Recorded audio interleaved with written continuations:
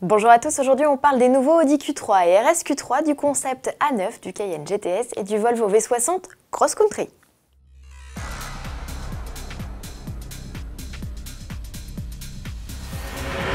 Surprise, Audi restyle son Q3, des retouches que le SUV compact Star reçoit pile 3 ans après son lancement. Au programme, un nouveau regard avec feu de jour à LED, une calandre plus petite et des boucliers remaniés, le tout relié par des éléments chromés. Des modifications qui touchent également la version sportive du baroudeur, le RS Q3.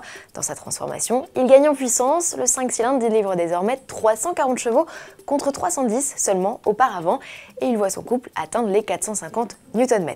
Le 0 à 100 km/h passe ainsi sous la barre des 5 secondes. Motorisation optimisée également sur les classiques versions du Q3 avec une palette de puissance étendue de 120 à 220 chevaux. Notons notamment également l'entrée en matière de la technologie de coupure des cylindres sur certains blocs, de quoi revendiquer des consommations à émissions de CO2 en baisse de 17%. Le Q3 restylé est attendu en février 2015, premier prix en baisse à 29 500 €, mesquin puisque cette version n'est pas disponible au lancement. Le mystère plane toujours autour du concept Star d'Audi pour le salon de l'automobile de Los Angeles, de cette grande berline que l'on surnomme déjà A9, on ne savait pas grand chose. C'était sans compter sur cette vidéo de Marc Licht, nouveau directeur du design, qui détaille ses sources d'inspiration. La 8 pour les proportions, l'Audi 90 Quattro IMSA GTO, cette voiture de course engagée aux États-Unis à la fin des années 80 pour la sportivité, et le TT de première génération qui représente selon lui l'essence même du design Audi. Tout un programme. Le salon américain est également l'occasion pour Porsche de présenter le Cayenne GTS restylé. Quoi de neuf pour le SUV sportif?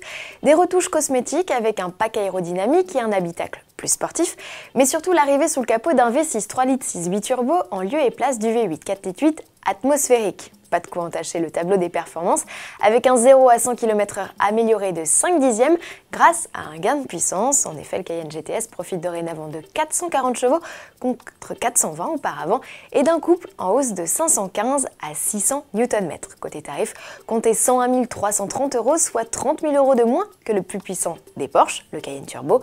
Le lancement en France est prévu à la fin du mois de février. Du côté de chez Volvo, on profite du salon de Los Angeles pour présenter un break baroudeur. Le V60 Cross Country, c'est la troisième déclinaison du genre dans la gamme après les V40 et V70. Comme ses aînés d'ailleurs, il profite d'une garde au sol surélevée, ici de 65 mm, de sabots en alu au niveau des boucliers et de protection en plastique noir au niveau des passages de roues. Côté mécanique, les déclinaisons 4x4 se réserveront les 5 cylindres, tandis que les versions d'Euromotrice profiteront uniquement de 4 cylindres essence et diesel, arrivée prévue début 2015. À demain!